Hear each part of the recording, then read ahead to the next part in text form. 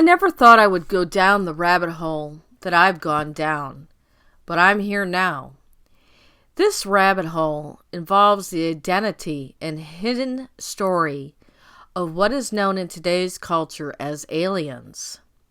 Now, these aliens have said to come from multiple planets and multiple star systems over the last 100 or more years.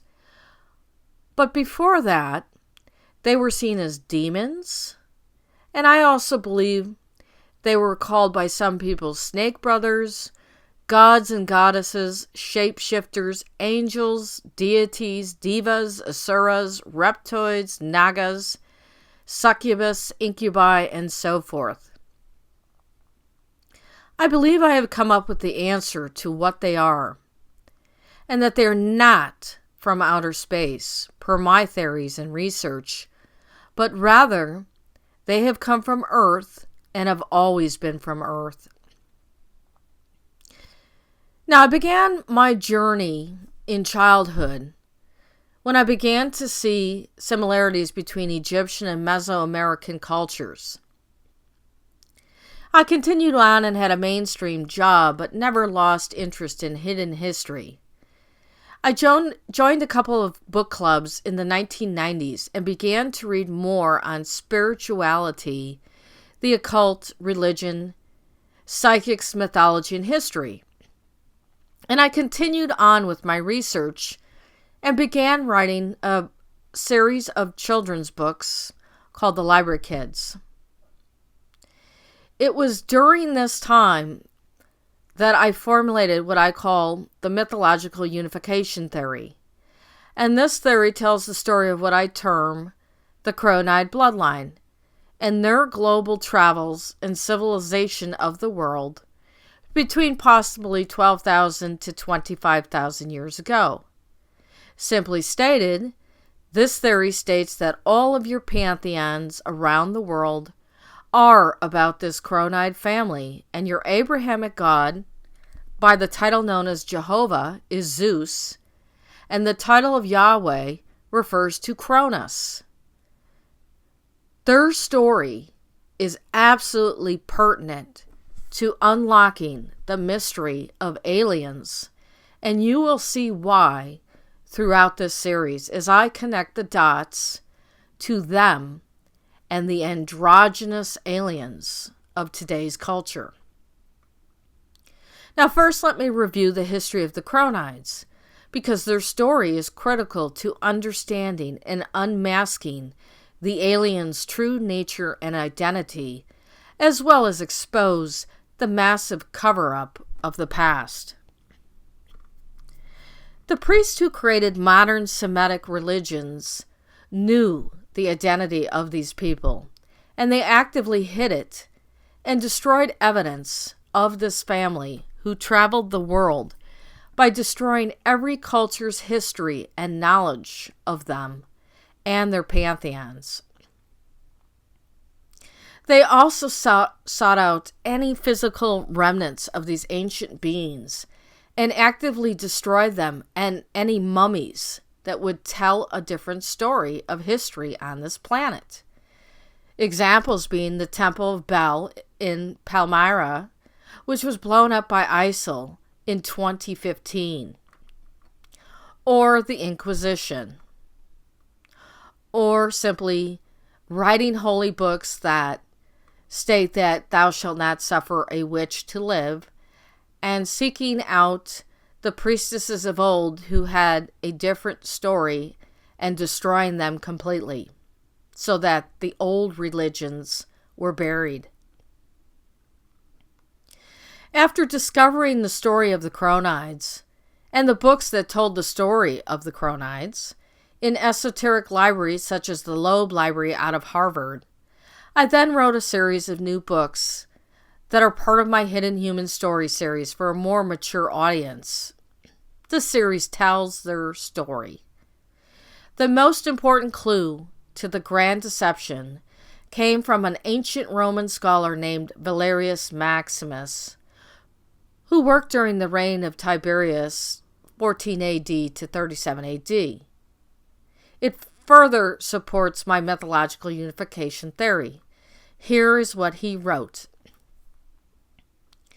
The Jews had tried to corrupt Roman values with their cult of Jupiter Sabazius, so the praetor forced them to go back to their home. Cornelius Hispanus expelled the Chaldeans from the city and ordered them to leave Italy within 10 days to prevent them from making money out of their foreign science. The Jews had tried to pass their religion on to Romans, so Hispanus expelled them from the city and demolished their private altars in the public places. The Senate decided that the temples of Isis and Serapis should be demolished, but none of the workers dared to touch the temples. The consul Lucius Aemilius Paulus took off his official striped toga, grabbed an axe, and smashed in the doors of the temple. This was from Valerius Maximus's book, Memorable Deeds and Sayings, 1,000 Tales from Ancient Rome. I began to look at art depicting the Abrahamic God, and I compared this art to ancient mythology as well as some art from the occult, and I saw the similarities. Now compare the object that God is in a painting from the Sistine Chapel to that of a pomegranate, which is the symbol that represents the bloodline of Zeus. You can also see the similarity to the Rider-Waite Emperor Tarot card, in which the emperor is holding a pomegranate. Then there is the passage from Diodorus Siculus's Library of History. Here is what he wrote. Now the spirit they called, as we translate their expression, Zeus, and since he was the source of the spirit of life in animals, they considered him to be in a sense the father of all things, and they say that the most renowned of the Greek poets also agrees with this when he speaks of this god as the father of men and gods. Diodorus Siculus, The Library of History. So what does this all mean? And how does it relate to aliens? Well, it means that if the writings of Valerius Maximus and the other ancient scholars are true, as I've said, the Abrahamic god Jehovah is the ancient Greek god Zeus and all of his other names around the world. I will show you further that Yahweh is Cronus later in this video series. But what is the physical state of these gods? And how does it relate to these androgynous gray aliens that we are exposed to? Well, I believe there are several clues. We have to remember from mythology that these gods and goddesses always distinguished themselves from humans, but they mated not only with themselves, but with human women after they abducted them and impregnated them. But how did they impregnate these human women? And when you begin to dig into the mythology, you will find that there really is never a solid description of any kind of sexual experience. The majority of these women experienced hallucinations and saw this abducting god as either an object, an animal, a different person, a golden rain shower, and various other things. At times, they were even said to have been transformed themselves into different animals until the god decided to change them back. To me, this almost indicates a form of mind control. And it doesn't appear that any kind of sexual intercourse ever took place. These gods and goddesses were feared. They were often shown in various forms of the culture that worshiped them, in perhaps the form of that culture's people. They were also shown as part animal and part human as well. Sometimes they were shown with human genitalia. Other times they were shown as hermaphroditic or part serpent and human, or a different animal.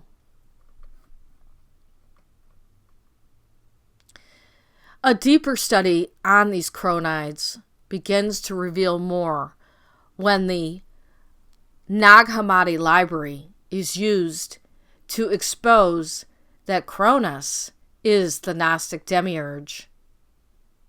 This demiurge was specifically stated and described as being androgynous and creating androgynous children. The archons, who are said to be responsible for creating humans, were also described as a fetus in appearance. Here is some of the text from the Nag Hammadi library. A veil exists between the world above and the realms below, and shadow came into being beneath the veil. The shadow became matter, and the shadow was projected apart, and what she had created came to be in matter like an aborted fetus. It assumed a shape molded out of shadow and became an arrogant beast resembling a lion. It was androgynous, as I have already said, because it derived from matter. Opening his eyes, he saw a vast quantity of endless matter, and he turned arrogant, saying, I am God, and there is no one but me.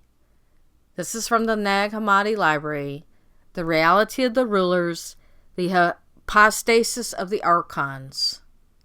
So now we have an interesting situation. This is the same description that is given to the Nordic aliens, who are said to be possibly hybrids, and in some cases they may be associated with the Pleiades, and the gray aliens, who have been said to come from many different star systems. Oftentimes, abductees are experiencing removal of reproductive material by gray aliens, but there have been experiences with the Nordics. They will tell of the removal of the reproductive material via mechanical tools while being under some kind of trance to believe that they may have had some sort of sexual relationship with the Nordic, but fully realizing they did not have any sexual relationship. This example of hallucination or mind control during impregnation can't get any more obvious than the stories of the abductions of human women by Zeus and other gods and goddesses who appeared in different forms via the power of transformation. The demigods produced by Zeus and the human women he abducted most often went on to become a hero of renown and ruled over or guided the average human. They were born into families that had a father that was already an existing king, or they became a king or a queen. Examples given would be the abduction of Semele, who gave birth to Dionysus, who is Osiris, as Zeus appeared as an eagle or the image of thunder. Europa gave birth to King Minos of Crete, as Zeus appeared as a bull. Danae gave birth to Perseus, as Zeus appeared as a shower of gold to impregnate her. Electra gave birth to Dardanus and Ision, and was seduced by Zeus as well. Alcmene gave birth to Hercules, when Zeus was disguised as her suitor Amphitryon. Leda gave birth to Pollux, while Zeus was disguised as a swan. Antiope gave birth to the twins Amphion and Zethus, as Zeus was disguised as a satyr. Callisto gave birth to Arcas, while Zeus was disguised as the huntress goddess Artemis. Io gave birth to Epiphus and Caroessa after she was impregnated by the hand of Zeus through his touch. After researching these demigods, it is revealed that almost all of them became kings or pharaohs, founded cities, or as I said, had fathers that were already kings and they inherited that kingdom. Zeus also had offspring with his sister wives, but those offspring were considered to be full gods with all of the power of a god or goddess. His children, who were gods or goddesses, also went on to abduct human women and some men for reproductive purposes. These children were also demigods and powerful rulers. Zeus isn't the only god or goddess to mingle with the humans for reproductive purposes. There were many titans that did the same thing. If I were to do an extensive study into other cultures and their history of their rulers, I would absolutely bet that many of them were descendants from that culture's god or goddesses.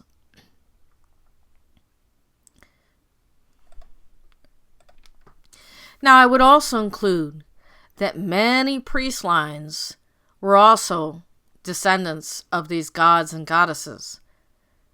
I have found some information that priests were chosen to be priests or priestesses usually because of their bloodline. One example would be the Cohen priest of the Jews, who had to be patrilineally descended from the biblical patriarch Aaron, who was the brother of Moses. Now, the final connection to all of this, as you will see, is what is written in the Ethiopian Book of Enoch. For me, the smoking gun, as I've said before, is the black display of star systems that is sometimes thought to be a window, but the abductee is never fully sure. This black display of star systems was described by Betty Hill and Travis Walton, but it was also described by Enoch. The connection to the star systems goes back to the fallen angel known as Baraquiel, who is also called Iapetus in Greek mythology. He was said to have taught the humans the science of astrology. One other interesting point is that there is a recollection of an atmospheric pressure increase while being detained in a building-like structure with rooms by UFO abductee Travis Walton during his abduction experience.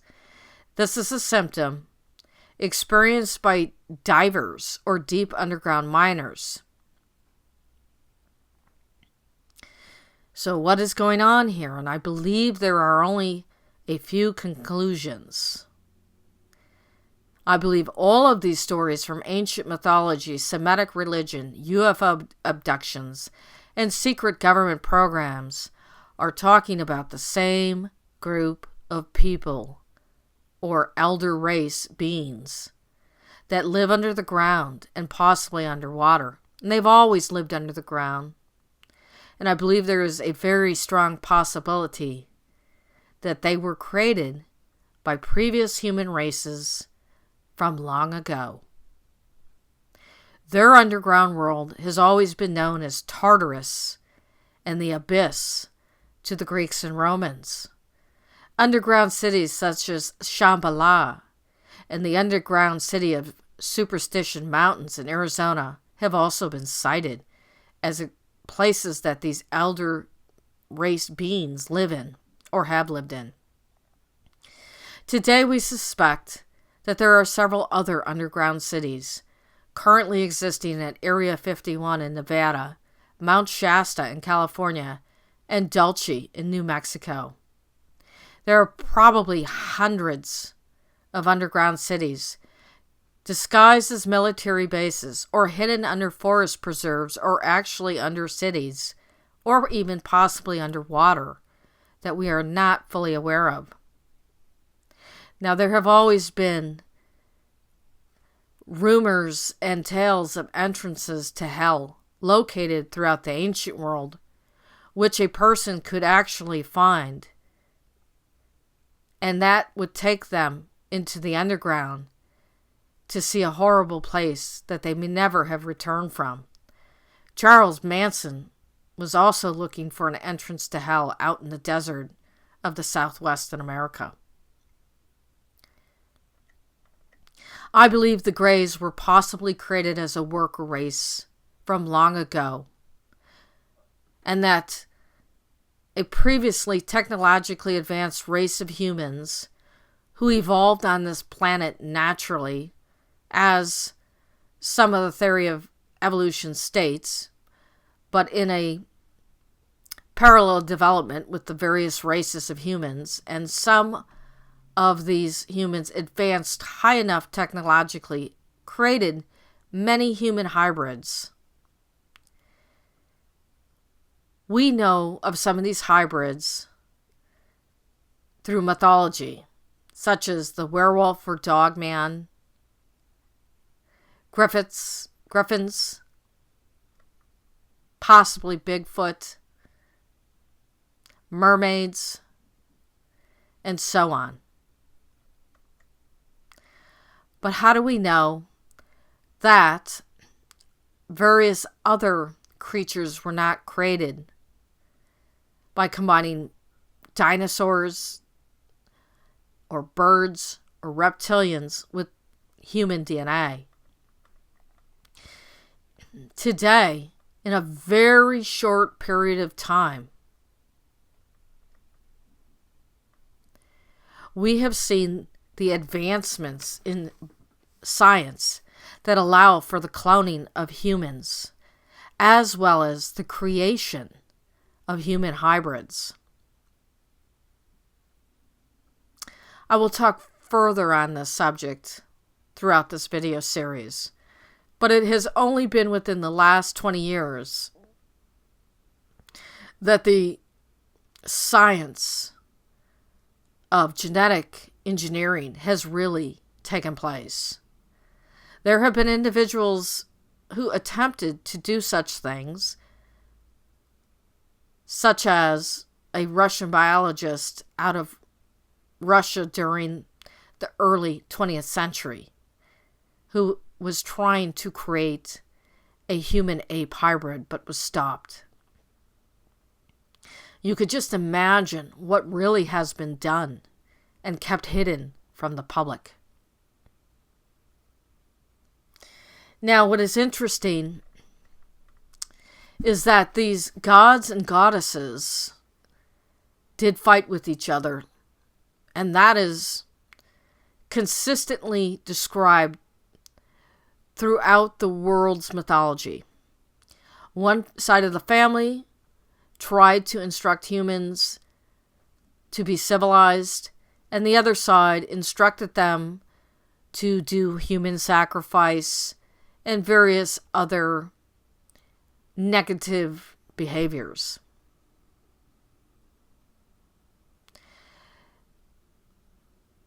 As I have mentioned, the demigods produced through the mating of these gods and goddesses that were always described as Nordic in European culture, blonde hair, blue eyes, raven hair, etc., tall,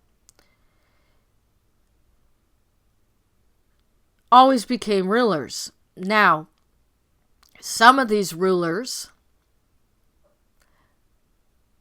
weren't very nice, And in some cultures, they created a priestcraft that did human sacrifices. But after that human sacrifice, the priestcraft and the royal family cannibalized that human victim. It was their right to eat people.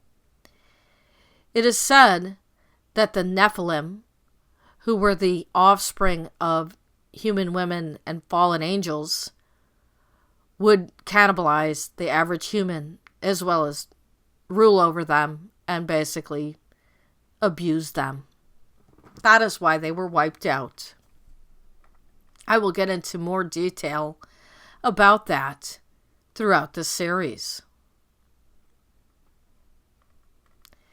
You can go to my Hidden Human Story site to learn more about the story of the Cronides. And you will find that the books that I have found out of the Loeb Library, specifically Diodorus Siculus' Library of History, refers to these ancient people as Atlanteans and describes what happened between these gods and humans and the fights and the wars and the interactions, and how the bad seed that practiced human sacrifice and cannibalism was wiped out. And humans were instructed to behave themselves. I give several quotes from various sources that connect all of the mythologies in my book series and on my website sites and throughout my videos. So you may look into that further to learn more. But with that said, let's get into how all of this that I have just talked about ties into these aliens. And as I said, the biggest clue comes from the Nag Hammadi Library and the Book of Enoch and modern-day UFO abductees. It is through the Nag Hammadi Library that we learn that the demiurge was thrown into Tartarus, and yes, it specifically states that, which is the same thing that happened to Cronus. And as I have previously read, this being was described as being androgynous and an archon.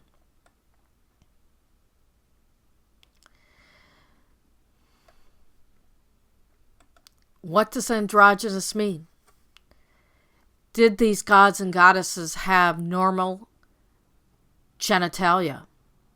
They've never have been described as having a sexual relationship with humans, but only as abducting humans and somehow impregnating them.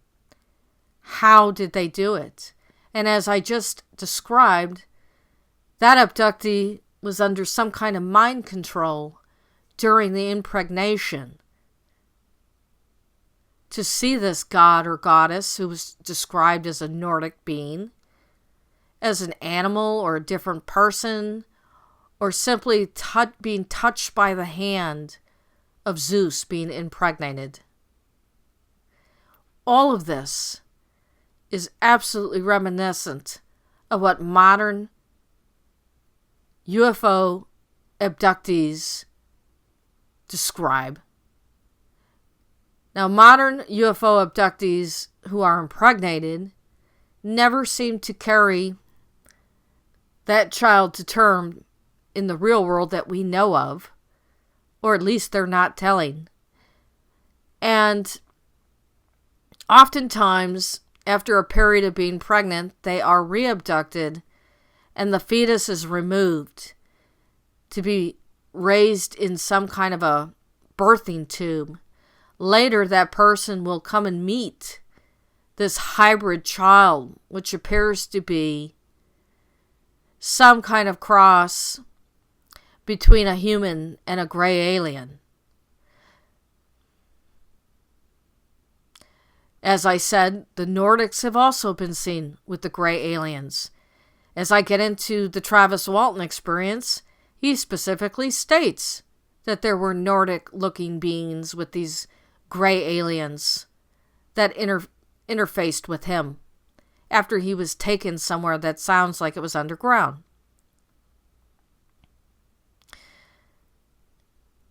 Enoch will also tell you in his book that he was taken up in the air and then taken somewhere and shown all about the stars and the sun and the moon and its patterns. And I will get into that later in the series. Just as Betty Hill was shown a star system that is now known as Zeta Reticuli. So to end this part, I am trying to show you that the abductions of humans have always existed. And it has been done by these Nordic-looking beings who may appear human or may appear in some form of an animal or person or object. And there never is really any kind of a sexual interaction. Yet the person does become impregnated, and in the old world, their children were different than the average children and ruled over them, just as the Nephilim were said to do. Modern day abductees talk about the hybrids that are created tend to be simply a combination of a human and a gray alien. The only time that I have seen in the literature to indicate a mating between a Nordic and a regular human being was during the mythological times. It's possible this still may be going on, but it was clearly described in ancient days. Many abductions, not just women who were the main abduction, there were men as well. Young boys taken. It is possible to have 3 parents now through a lab that can combine all of the DNA into one zygote. So we don't know what was going on with the males as much and how their genetic material was used. But we do know there were some abductions of males, but mostly females in the ancient world. This was not simply attributed to European culture, but it was worldwide. It just tends to be a little bit more talked about in the literature of ancient Europeans. Knowing that I've also said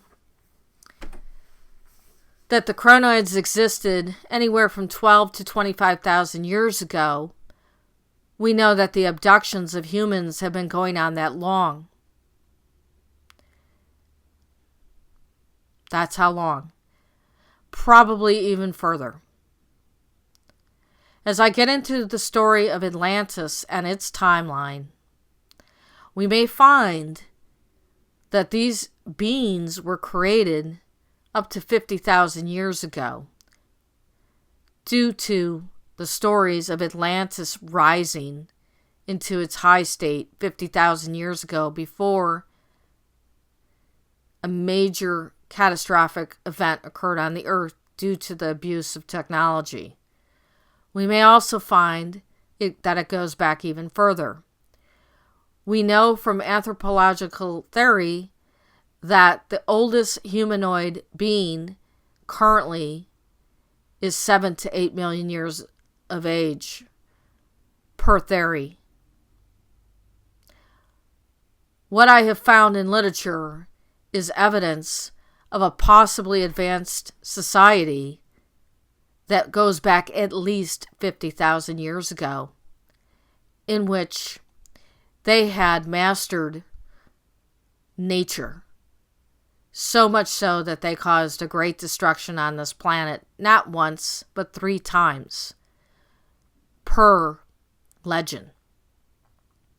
If they were able to modify weather, which is what we're able to do today, 50,000 years ago, I would 100% believe they were able to modify biological material to create chimeras and hybrids.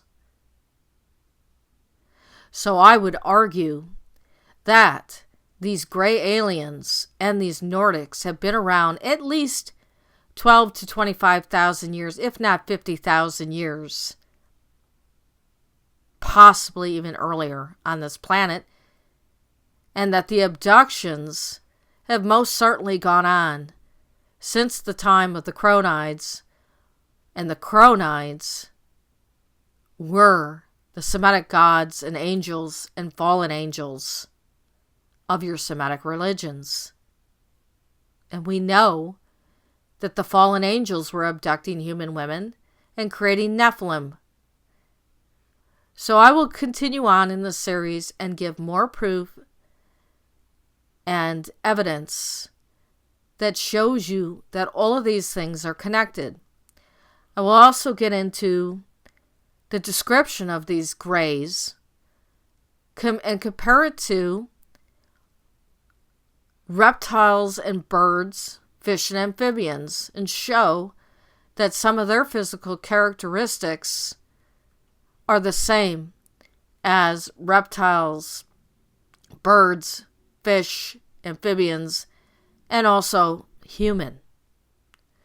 I'll also take a look at these cone head, elongated head skeletons that are constantly confiscated and destroyed, and compare it to all of our famous and infamous rulers of around the planet in the past, and remnants left all around the world. And I'll show you there is something most definitely going on. And I will show you through newspaper articles and other testimony that these beings have lied and have changed their story as to their origin over and over and over and over again. And that the place that they're taking these humans to has been described in a similar manner for thousands of years, and most certainly is under the ground and always has been. And it is probable that these beings use mind control and their Nordic hybrids, which I believe these Nordics, who have been described as androgynous, manipulate the people on the planet as well.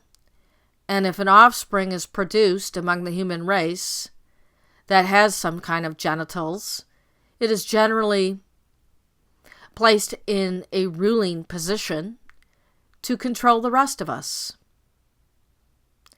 I believe that these aliens are not aliens, but that they were creations from humans long ago, created to be a worker race in the mining pits or underground. And after the planet was destroyed, they stayed underground and they turned the tables on the human race and now rule over us and have done so through their hybrids for thousands of years. And we are now their slaves and provide for their survival. They cannot produce sexually on their own. That is not natural. Nothing on this planet will ever survive that way unless the science is preserved. They are not from nature. They were created. So this is the end of this part 2. And I will continue on with this series. Thank you.